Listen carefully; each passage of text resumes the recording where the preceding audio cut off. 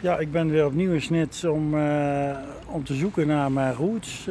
Ik ben bezig om toch even nog de laatste dingen uit te puzzelen voor wat betreft het zoeken naar mijn pa.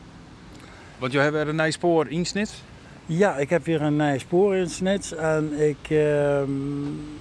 ik wil de naam nog niet noemen omdat het nog eigenlijk een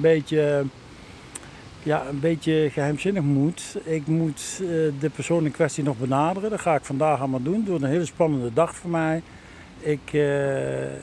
Ik hoop dat ik het resultaat kan vinden. De persoon in kwestie leeft nog. Dus wat dat betreft heel spannend. Ja. Ja. En ja, ik hoop dat ik een inbreng kan vinden bij de persoon in kwestie en dat hij mee wil werken. Ja. Ja, dat wordt heel spannend natuurlijk. Ja.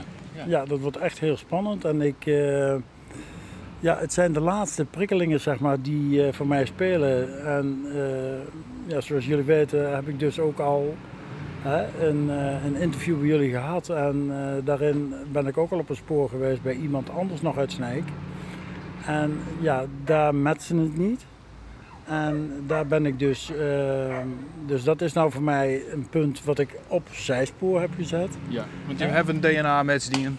Ja, ik heb een DNA-matchdien gedaan met de heer Verwer, met een broer van de heer Verwer. Die mensen hebben hartstikke goed meegewerkt. Ik kreeg van hun een reactie na de uitzending van 12 juni was het geloof ik, die uitzending. En toen heeft de Verwer-familie mij benaderd en daarin hebben ze meegewerkt. Ze hebben dus een test gedaan, ik in Nijmegen, hun in Leeuwarden.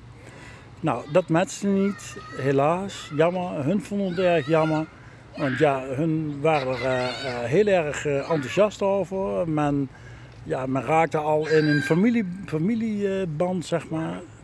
En ze waren al wat reunieachtig bezig om een ontmoeting te hebben, als het gematcht zou hebben. En ik moet heel eerlijk zeggen, ik moet de familie heel dankbaar zijn dat ze mee hebben gewerkt. En dat ze hun alle medewerking hebben gedaan. En van de andere kant ook de excuses naar hun toe van mijn kant uit. Dat dit niet geweest is. En ja, dat ik de naam genoemd heb is een logische kant van het verhaal natuurlijk. Want ja, anders kan ik niks. Maar het bloot een gevoelige kwestie, hè?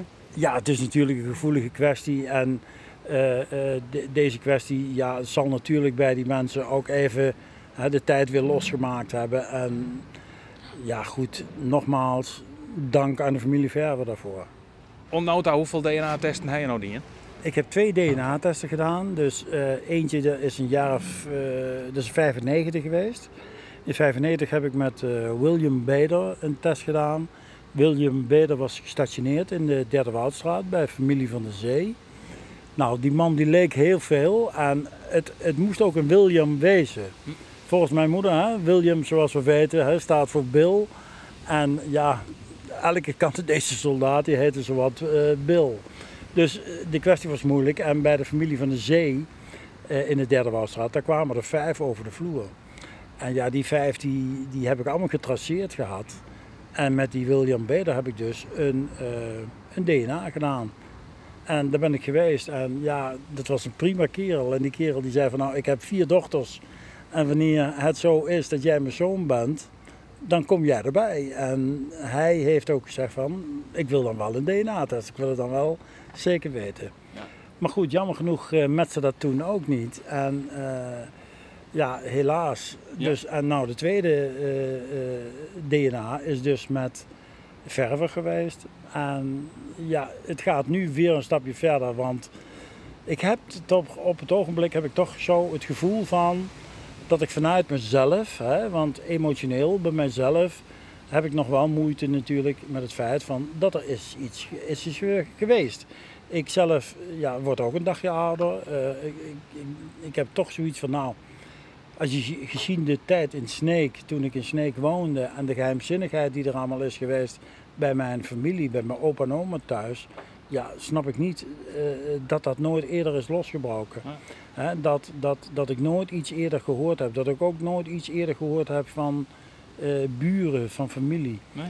Dus ja, mijn moeder heeft als het ware alle scheepjes een beetje achter haar verbrand. En wij zijn naar Nijmegen vertrokken. En ja, er is nooit meer over gesproken. Nee. En in een later stadium ben ik overal achter gekomen. Ja, maar jouw mem had je gewoon niks verteld eigenlijk, hè? Nee, ik ben 9 maanden verstopt geweest onder een grote werkschort. En ja, dat was het verhaal. Hè. Mijn moeke die werkte in de huishoudens bij diverse Sneekse zakenlieden. Hè. Onder andere bij Verver heeft ze gewerkt. Ze heeft bij de Vries van de Tonnema, de directeur van de Tonnema fabrieken. Ze heeft onder de Linden gewerkt. Ze heeft bij Joep de Vries gewerkt op de Oosterdieke bij de Vulpenzaak. Ja, mijn moeke heeft toen overal werkhuizen gehad en overal werkte zij. En ja, goed,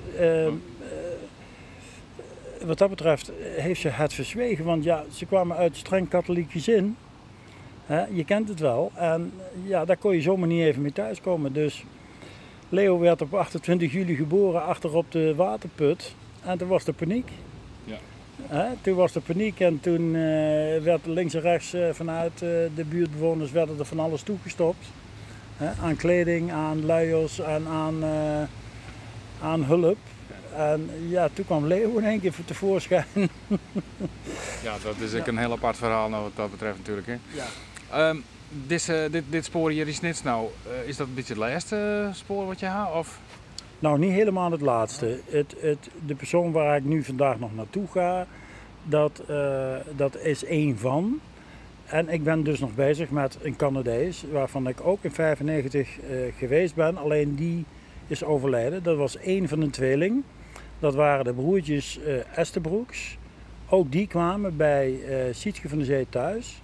Sietske heeft ze allemaal goed gekend. Dus dat was een William en een Vincent. Mm-hmm. En één van die twee, de William dus, de Bill, want mijn moeder heeft wel altijd gezegd voornaam Bill. Met die familie, daar heb ik contact mee. Daar ben ik ook in 1995 geweest, in Moncton, in New Brunswick in Canada. Die mensen die hebben altijd een goede medewerking gegeven. Daar hebben we nou nog steeds mailcontact mee. Alleen uit geloofskwestie zitten die mensen een beetje met het verhaal DNA. Ja. Dus hun vader leeft niet meer. Ik moet het dan met die dochter van hem, Karen heet zij.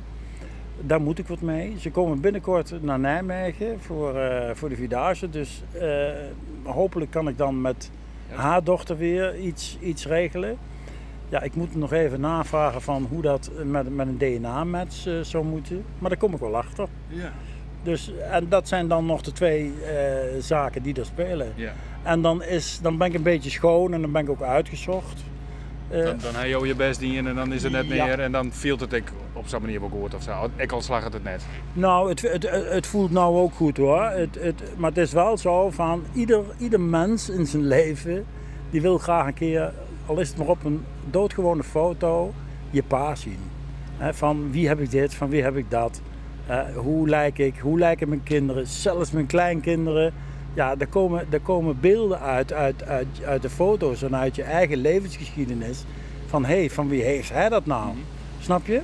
En dat zou ik fijn vinden als dat een plaatje kreeg. Een pa vind ik nooit.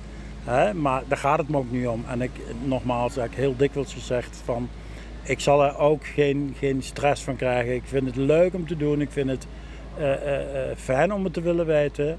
Maar ik moet er absoluut geen problemen met mezelf mee krijgen. En dat wil ik ook niet. Dus wat dat betreft, wat komt, dat komt. Dat vind ik heel leuk. En ik hoop dat ik daar nog een klein beetje van de Sneker bevolking hulp van krijg. Wie weet wie wat weet nog, achteraf. Dan heb ik zoiets van, nou, meld je alsjeblieft. Dan zou ik daar heel blij mee zijn. Succes met de ziektocht. Oké, dankjewel.